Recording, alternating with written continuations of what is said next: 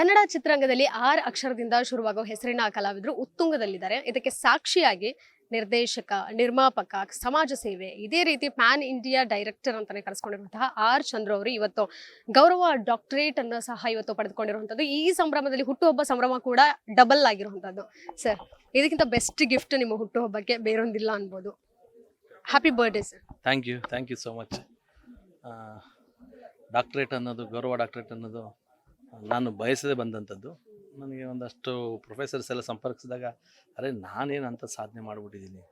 ಒಂದು 12-13 cinema direction ಮಾಡಿದ್ದೀನಿ, ಒಂದು 5-6 ಸಿನಿಮಾ ಪ್ರೊಡ್ಯೂಸ್ ಮಾಡಿದ್ದೀನಿ. ಸೊ ಅದಕ್ಕೆ ನಮ್ಮ ಚಿತ್ರರಂಗದಲ್ಲಿ ಕಷ್ಟ ಸುಖ ಇದ್ದು ನಮ್ಮ ಲೈಫ್ ಟೈಮ್ ಅದು. ಬಟ್ ಮೇಜರಾಗಿ ನಾನು ನೀರಾವರಿ ಹೋರಾಟಗಳಿರ್ಬೋದು, ನಾನು ಗಿಡ ನೆಡೋದಿರ್ಬೋದು, ಎಷ್ಟೋ ಜನ ಗೊತ್ತಿಲ್ಲದೆ ಇರೋದು ನನ್ನ ಕೆಲಸಗಳು ನನ್ನ ಪ್ರೀತಿಯಿಂದ ಮಾಡೋಂಥದ್ದು ಒಬ್ಬ ರೈತನ ಮಗನಾಗಿ. ಮತ್ತು ನನ್ನ ಫಾರ್ಮಿಂಗ್ ಇರ್ಬೋದು, ನಮ್ಮ ಬರಡು ಭೂಮಿಯಲ್ಲಿ ಒಂದು ಮೀನು ಬೆಳೆಯೋದಿರ್ಬೋದು, ಇವೆಲ್ಲ ಒಂದಷ್ಟು ನನ್ನ ಖುಷಿಯಲ್ಲಿ ಮಾಡ್ಕೊಂಡು ಹೋಗ್ತಾ ಇದ್ದೀನಿ. ಸೊ ನಾವು ಯಾವಾಗ ಪ್ರೀತಿಯಿಂದ ಖುಷಿಯಿಂದ ಮಾಡ್ತೀವೋ ಅವೇ ಈ ಥರದೊಂದು ಪ್ರಶಸ್ತಿ ಹುಡ್ಕೊಂಬರುತ್ತೆ ಅನ್ನೋದಾದರೆ ಖಂಡಿತ ಖುಷಿ ಆಗುತ್ತೆ. ಅದೇ ಸರ್, ಈ ಗೌರವ ಡಾಕ್ಟರೇಟ್ ಅನ್ನೋದು ಎಷ್ಟೋ ಜನ PhD ಮಾಡಿಬಿಟ್ಟು ಡಾಕ್ಟರ್ ಅಂತ ಕರೆಸ್ಕೋಬೇಕಂತ ಆಸೆ ಇರುತ್ತೆ. 5 ಇರ್ಬೋದು, 5 ವರ್ಷ 10 ವರ್ಷ ಈ ರೀತಿ ಕಷ್ಟಪಟ್ಟು ಓದ್ತಾರೆ. ಬಟ್ ನಿಮಗೆ ಗೌರವ ಡಾಕ್ಟರೇಟ್ ಸಿಕ್ಕಿರುವಂಥದ್ದು ತಂದೆಗೆ ಎಷ್ಟು ಖುಷಿ ಆಯಿತು ಅಂತ? ಇಲ್ಲ, ಡೆಫಿನೆಟಾಗಿ ಇದು ನಾವು 25 ವರ್ಷ ಮಾಡೋ ಸೇವೆ, ಸರ್ವೀಸು, ಎಫರ್ಟ್ಗೆ ಸೊ ಇದು ಗೌರವಯುತವಾಗಿ ಬಂದಿರತಕ್ಕಂಥದ್ದು. ಯಾವತ್ತು ಪ್ರಶಸ್ತಿಗಳು, ಗೌರವಗಳು ನಾವು ಇನ್ನೂ ಹೆಚ್ಚಿನ ಸೇವೆ ಮಾಡೋದಕ್ಕೆ ಒಂದು ಮೋಟಿವೇಶನ್ ಆಗುತ್ತೆ. ಹೇಳ್ತಾ ಇದ್ರಿ ಸರ್, ಅಂದ್ರೆ ತಂದೆಗೆ ಡಾಕ್ಟರ್ ಆಗ್ಬೇಕನ್ನೋ ಕನ್ಸಿತ್ತು, ಬಟ್ ನನ್ನ ತಮ್ಮ ಡಾಕ್ಟರ್ ಆದ್ರು ಅಂತ. ಬಟ್ ನೀವು BCom ಅಷ್ಟೇ ಓದಿದ್ರಿ, ನಿಮ್ಗೆ ಆಸೆ ಇತ್ತ ಹೇಗೆ ಚಿಕ್ಕವರಿದ್ದಾಗ ಡಾಕ್ಟರ್ ಬಗ್ಗೆ? ಇಲ್ಲ, ಆ್ಯಕ್ಚುಲಿ ನನಗೆ ಮೆಡಿಕಲ್ ತಲೆಗೆ ಹತ್ತಲಿಲ್ಲ. ನನಗೆ ಎಜುಕೇಷನ್ ಅನ್ನೋದೇ ಆವಾಗ ನನಗೆ ಏನೋ ಒಂದು ಸರ್ಟಿಫಿಕೇಟಿಗೆ ಅಷ್ಟೇ ನಾನು ಓದ್ಕೊಂಡಿದ್ದು. PUC ನಾನು ಫೇಲ್ ಆಗಿದ್ದೆ. ಆಮೇಲೆ ಬಂದು ಸಿನಿಮಾದಲ್ಲಿ ಕೆಲಸ ಮಾಡಿಕೊಂಡು ಒಂದು ಕರೆಸ್ಪಾಂಡೆನ್ಸಲ್ಲಿ ನಾನು ಡಿಗ್ರಿ ತೊಗೊಂಡಿದ್ದು. ಸರ್ಟಿಫಿಕೇಟ್ಗೋಸ್ಕರ ಓದ್ದವ್ರು ನಾವು. ಬಟ್ ಮಾಡೋ ಕೆಲಸನ ಗುರುತಿಸಿ ನಿರಂತರ ಸೇವೆಗೆ ಈ ಥರದ್ದು ಒಂದು ಗೌರವ ಸಿಗುತ್ತೆ ಅಂತ ನಾನು ಅಂದ್ಕೊಂಡಿರಲಿಲ್ಲ. ಅದು ಭಗವಂತ ಕೊಟ್ಟಿರೋದು. ಮಕ್ಕಳಿಗೆ ಒಂದು ರೀತಿ ಇನ್ಸ್ಪಿರೇಷನ್ ನೀವು, ಯಾಕಂದ್ರೆ ಹೊರಗಡೆಯಿಂದ ನೋಡ್ಬಿಟ್ಟು ಕಲಿತಾರೆ ಮಕ್ಕಳು, ಬಟ್ ಎಲ್ಲೂ ಹೊರಗಡೆ ನೋಡೋದು ಬೇಡ, ಮನೆಯಲ್ಲೇ ತಂದೆನೇ ಇನ್ಸ್ಪೈರ್ ಆಗಿದ್ದಾರೆ. ಖಂಡಿತ ಇದು ನನಗೂ ಇನ್ನೊಬ್ಬರು ಇನ್ಸ್ಪಿರೇಷನ್ನು. ಈ ನಮ್ಮದೇನಾದರೂ ಅಕಸ್ಮಾತ್ ತಗೊಳ್ಳೋರಿಗೆ ಇದು ಒಂದು ಇನ್ಸ್ಪಿರೇಷನ್. ಎಲ್ಲವೂ ಇನ್ಸ್ಪಿರೇಷನಲ್ಲೇ ನಡೆಯೋದು. ಇನ್ಸ್ಪಿರೇಷನ್ನು, ಮೋಟಿವೇಶನ್ನು ಒಳ್ಳೇದಾಗಿರಬೇಕು ಯಾವಾಗ್ಲೂ. ಸೊ ನಾನು ತುಂಬ ಒಳ್ಳೆಯವ್ರನ್ನ ಇನ್ಸ್ಪೈರ್ ಆಗ್ತೀನಿ. ಒಳ್ಳೇದೆಲ್ಲೇ ಕಂಡ್ರು ಅಳವಡಿಸ್ಕೊಳ್ತೀನಿ. ಒಳ್ಳೇದಿಲ್ಲೇ ಕಂಡಿದ್ದ ತಕ್ಷಣವೇ ಅದನ್ನು ಇದು ಕರೆಕ್ಟ್ ಅಲ್ವಾ ಅಂತ ಅನಿಸುತ್ತೆ. ತಪ್ಪಿದ್ರೆ ತಿದ್ಕೊಳ್ತೀನಿ. ಮ್ಯಾಕ್ಸಿಮಮ್ ಪಾಸಿಟಿವ್ ಆಗಿರ್ತೀನಿ, ನೆಗೆಟಿವ್ ಮಾಡೋಕ್ಕೆ ಹೋಗಲ್ಲ. ನಮ್ಮಿಂದ ಆಯ್ತಾ ನಾವು ಕೆಲಸ ಮಾಡ್ತೀವಿ, ಇನ್ನೊಬ್ರಿಗೆ ತೊಂದರೆ ಕೊಡೋಕ್ಕೆ ಹೋಗಲ್ಲ. ಸೊ ಮೇ ಬಿ ಇದೆಲ್ಲವೂ ದೇವರು ಮೇಲೆ ಡೆಸ್ಟಿನಿ ನೋಡ್ತಾ ಇರುತ್ತೆ. ನಮ್ಮ ಪಾಡಿಗೆ ನಾವು ಸೇವೆ ಮಾಡ್ಕೊಂಡು ಹೋಗ್ತಾ ಇದ್ದರೆ, ನಮ್ಮ ಪಾಡಿಗೆ ನಾವು ಕೆಲಸ ಮಾಡ್ಕೊಂಡು ಹೋಗ್ತಾ ಇದ್ದರೆ ಎಲ್ಲವೂ ಸಿಗುತ್ತೆ ಅನ್ನೋದಕ್ಕೆ ಇದೊಂದು ಎಕ್ಸಾಂಪಲ್. ಈಗಷ್ಟೇ ಸೋಷಿಯಲ್ ಮೀಡಿಯಾದಲ್ಲಿ ಸ್ಕ್ರಾಲ್ ಮಾಡ್ತಿರ್ಬೇಕಾದ್ರೆ ನೋಡಿದೆ, ರೈತನ ಮಗ ಡಾಕ್ಟರೇಟ್ ಪದವಿ, ಅಂದ್ರೆ ಆ ಒಂದು ಗೌರವ ಡಾಕ್ಟರೇಟ್ ಪಡೆದಿರುವಂಥದ್ದು ನಿಜಕ್ಕೂ ಹ್ಯಾಟ್ಸ್ ಆಫ್ ಅಂತ ನಿಮ್ಮ ಅಭಿಮಾನಿಗಳ ವಲಯದಿಂದ ಈಗ ನಿಮಗೆ ಅಭಿನಂದನೆ ತಿಳಿಸಿರುವಂಥದ್ದು. ಶಿವಣ್ಣ ಅವರು ಕೂಡ ನಿಮ್ಗೆ ಕರೆ ಮಾಡಿದ್ರೆ ಏನು ಹೇಳಿದ್ರು? ಇಲ್ಲ, ನನಗೆ ಶಿವಣ್ಣ ಸರ್ ಫೋನ್ ಮಾಡಿ, ಅದು ಹೆಟ್ರಿಕಿರೋ ಶಿವಣ್ಣ ಯಾರಿಗಿಷ್ಟ ಇಲ್ಲ, ದೊಡ್ಡ ಮನೆ ಶಿವಣ್ಣ ಅಂದರೆ. ನನಗೆ ಅಣ್ಣ ಈಗ ಜಸ್ಟ್ ಇದ್ದಾಗ ಫೋನ್ ಮಾಡಿದ್ರು, ಡಾಕ್ಟರ್ ಚಂದ್ರು ಹುಟ್ಟುಹಬ್ಬದ ಶುಭಾಶಯಗಳು ಅಂದರು. ಸೊ ನಿಜವಾದ ಡಾಕ್ಟ್ರೇಟ್ ಸಿಗ್ದಂಗೆ ಆಯ್ತು ನನಗೆ. ಶಿವಣ್ಣ ಅವ್ರ ಬಾಯಿಂದ ಆ ಮಾತು ಹೇಳಿಸ್ಕೊಂಡಿದ್ದು. ನಾನು ಹೇಳಿದೆ, ಅಣ್ಣ ನಾನು ಯಾವಾಗ್ಲೂ ನಿಮ್ಮ ಚಂದ್ರು ಅಷ್ಟೇ ನಾನು ಅಂದೆ. ಹಂಗೆ ನನ್ನ ತಂದೆ ತಾಯಿಗೂ ನಾನು ಹಂಗೆ ಹೇಳೋದು, ನಿಮ್ಮ ಮಗ ನಾನು ಅಷ್ಟೇ. ಪ್ರಶಸ್ತಿಗಳು ಅವೆಲ್ಲವೂ ಇನ್ನೂ ಸಾಧನೆ ಮಾಡೋದಕ್ಕೆ ಅವು ಜನ ಕೊಡ್ತಕ್ಕಂಥದ್ದು ಮೋಟಿವೇಶನ್ಸ್ ಅವೆಲ್ಲ. ಈಗ ಸರ್ 6 ಸಿನಿಮಾಗಳನ್ನ ಅನೌನ್ಸ್ ಮಾಡಿದ್ರು, ಒಂದೊಂದಾಗಿ ಅಪ್ಡೇಟ್ ಕೊಡ್ತಾ ಇದ್ದೀರಾ. ಬಟ್ ಫಾದರ್ ಬಗ್ಗೆ ತುಂಬಾ ಪ್ರಾಸೆಸ್ ಅಲ್ಲಿ ನಡೀತಾ ಇರೋವಂಥದ್ದು, ಜನರು ಕೂಡ ತುಂಬಾ ಎಕ್ಸ್ಪೆಕ್ಟ್ ಮಾಡ್ತಾ ಇದ್ದಾರೆ. ಅದು ಎಲ್ಲಿದೆ? ಫಾದರ್ ಕಂಪ್ಲೀಟ್ ಆಗೋಗಿದೆ. ಈ ಕ್ರಿಕೆಟ್ ಎಲ್ಲ ಇರೋದ್ರಿಂದ ಸ್ವಲ್ಪ ನಾನು ಒಂಚೂರು ಸೆನ್ಸಾರ್ ಸ್ಟೇಜಲ್ಲಿ ಇದೆ. ಅದಾಗಿ ಮೇ ಬಿ ಏಪ್ರಿಲ್ ಕೃಷ್ಣ ಅವ್ರದ್ದು ಲವ್ ಮಾಕ್ಟೈಲ್ ಬಂದಮೇಲೆ ನಾನು ಫಾದರ್ ಬಿಡುಗಡೆ ಮಾಡ್ತೀನಿ. ಅಷ್ಟರ ಒಳಗಡೆ ನನ್ನ ನಿರ್ದೇಶನದ ಸಿನಿಮಾನು ಬೇಗ ಸ್ಟಾರ್ಟ್ ಮಾಡ್ತೀನಿ. ಎಲ್ಲರೂ ಅದನ್ನ ಕೇಳ್ತಿದ್ದಾರೆ, ಎಲ್ಲರೂ ಬಂದಿರೋ ಎಲ್ಲರೂ ಡೈರೆಕ್ಷನ್ಗೆ ಕಬ್ಜಾ 2 ಮಾಡಿ ಸಾರ್ ಅಂತಿದ್ದಾರೆ. ಇದೆಲ್ಲ ನಡೀತಿದೆ. ಖಂಡಿತ ನಾನು ಅದಕ್ಕೆ ತುಂಬ ಹೋಮ್ವರ್ಕ್ ಮಾಡ್ಕೊಂಡು ತಯಾರಿ ಮಾಡ್ಕೊಂಡಿದ್ದೀನಿ. ಖಂಡಿತ ಮಾಡ್ತೀನಿ. ಈಗ ಸರ್ ಮತ್ತೊಂದು ಕಡೆ ಎಲ್ಲೋ ಚಿತ್ರರಂಗದಲ್ಲಿ ಪ್ಯಾನ್ ಇಂಡಿಯಾ ಅನ್ನುವಂಥ ಕಾನ್ಸೆಪ್ಟ್ ಬಂದಾದ್ಮೇಲೆ ಎಲ್ಲ ಅದರಿಂದ ಓಡ್ತಾ ಇದ್ದಾರೆ.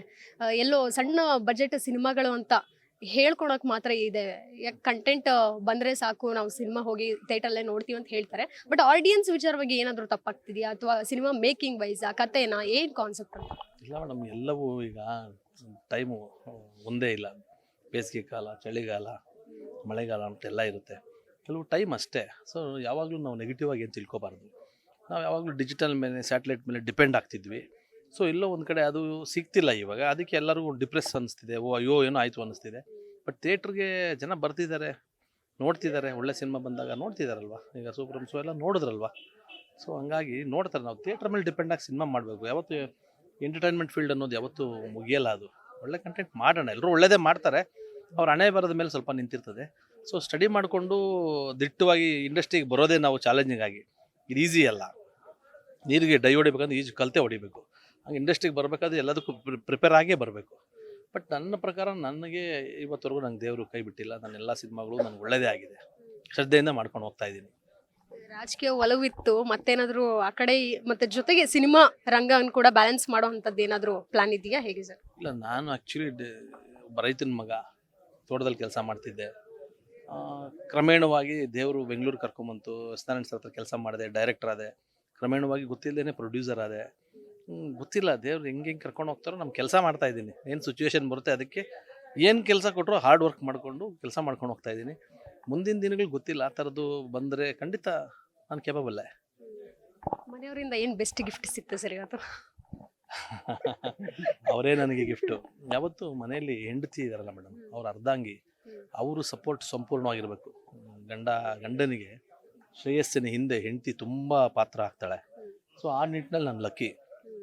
ಸೊ ಎಲ್ಲೋ ಒಂದು ಕಡೆ ಇದು ಕೂಡ ನನಗೆ ನನ್ನ ತಂದೆ ಕೊಟ್ಟಂಥ ಗಿಫ್ಟ್ ಏನು ಅಂದರೆ, ನಾನು ಒಂದು ಅರೇಂಜ್ ಮ್ಯಾರೇಜ್ ಆಗಬೇಕು, ಸ್ವಲ್ಪ ನಮ್ಮ ಮನೆಯವರೆಲ್ಲ ಒಪ್ಕೋಬೇಕು, ನಮ್ಮ ಮನೆಗೆಲ್ಲ ಸರಿದೂಗಬೇಕು, ನನ್ನ ಮೆಂಟಾಲಿಟಿ ತಕ್ಕಂತೆ ಇರಬೇಕು, ನನ್ನ ಎಜುಕೇಷನ್ ತಕ್ಕಂತೆ ಇರಬೇಕು. ನಾನು ಡೈರೆಕ್ಟರ್ ಆಗಿಬಿಟ್ಟಿದ್ದೀನಿ, ಸಿಕ್ಬಿಟ್ಟಿದೆ ಅಂತೇಳಿ ನಾನು ಇನ್ನೇನೋ ಬೇಕು, ನನಗೊಂದು ಹೀರೋಯಿನ್ ಬೇಕು ಅಂತೆಲ್ಲ ನಾನು ಹೋಗಲಿಲ್ಲ ಲೈಫಲ್ಲಿ.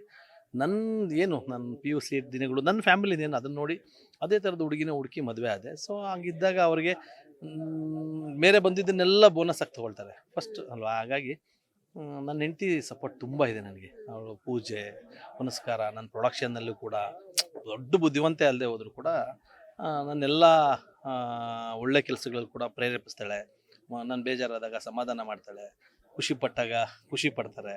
ಸೊ ಎಲ್ಲದಕ್ಕಿಂತ ಹೆಚ್ಚಿಗೆ ಗಂಡನ ಏಳಿಗೆಯನ್ನು ಬಯಸ್ತಾಳೆ. ಸೊ ಅಂಥ ಹೆಂಡತಿ ಸಿಕ್ಕಾಗ ಪ್ರತಿಯೊಬ್ಬರಿಗೂ ಕೂಡ ಒಳ್ಳೆಯದಾಗುತ್ತೆ. ಎಲ್ರಿಗೂ ಅಷ್ಟೇ, ಎಲ್ಲ ಗಂಡನ ಅಥವಾ ಎಲ್ಲ ಗಂಡಸರ ಹಿಂದೆ ಒಂದು ಮಹಿಳೆ ಇರ್ತಾಳೆ. ಅವಳು ಚೆನ್ನಾಗಿ ಇಷ್ಟಪಟ್ಟು ಅವಳ ಆಶೀರ್ವಾದ ಕರೆಕ್ಟಾಗಿದ್ದರೆ ಎಲ್ಲ ಗಂಡಸರಿಗೂ ಸಕ್ಸಸ್ ಸಿಗುತ್ತೆ. ಸೊ ನಾವು ಇಟ್ಕೋಬೇಕು, ಅವ್ರನ್ನ ಅದೇ ರೀತಿ ಪ್ರೀತಿ ಮಾಡಿ ಇಟ್ಕೋಬೇಕು.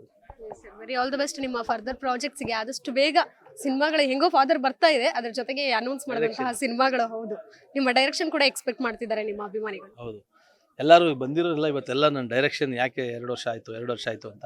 ಇಲ್ಲ, 2 ವರ್ಷ ಆಗೋದಕ್ಕೆ ನನ್ನದೇ ಅದು ಸ್ವಲ್ಪ ಚೂರು ಟೈಮ್ ತೊಗೊಂಡಿದ್ದೀನಿ. ಖಂಡಿತವಾಗ್ಲೂ ಅನೌನ್ಸ್ ಆದರೆ ಮಾತ್ರ ಬಿರುಗಾಳಿನೇ ಇರುತ್ತೆ. ಅಂದರೆ ಒಳ್ಳೇದು ಮಾಡ್ತೀನಿ ಅಂತ ಹೇಳ್ತಿದ್ದೀನಿ, ಇದನ್ನು ತಪ್ಪಾಗಿ ಭಾವಿಸೋದೇನಿಲ್ಲ. ನನ್ನ ನಿರ್ದೇಶನದ ಸಿನಿಮಾ ಅನೌನ್ಸ್ ಆದರೆ ಜೋರು ಬಿರುಗಾಳಿ ಇರುತ್ತೆ, ಸೌಂಡ್ ಇರುತ್ತೆ, ಒಳ್ಳೆ ಸಿನಿಮಾ ಕೊಡ್ತೀನಿ. ಏನು ಕಬ್ಜದಲ್ಲಿ ಸಣ್ಣ ಪುಟ್ಟ ನೀವು ಹೇಳಿದ್ರು ಅದನ್ನು ಸರಿ ಮಾಡಿಕೊಂಡು ಒಳ್ಳೆ ಸಿನಿಮಾ ಕೊಡ್ತೀನಿ. Thank you sir. ಸೊ ಇದೆಷ್ಟು ನಿರ್ದೇಶಕ ನಿರ್ಮಾಪಕರಾದ ಆಗಿರುವಂತಹ ಆರ್ ಚಂದ್ರ ಅವರ ಮಾತಾಗಿತ್ತು. ಕ್ಯಾಮರಾ ಪರ್ಸನ್ ಪೃಥ್ವಿ ಜೊತೆಗೆ Keerthi Patil, guarantee news, Bengaluru. Guarantee news, ಸುದ್ದಿ ಖಚಿತ, ನ್ಯಾಯ ನಿಶ್ಚಿತ.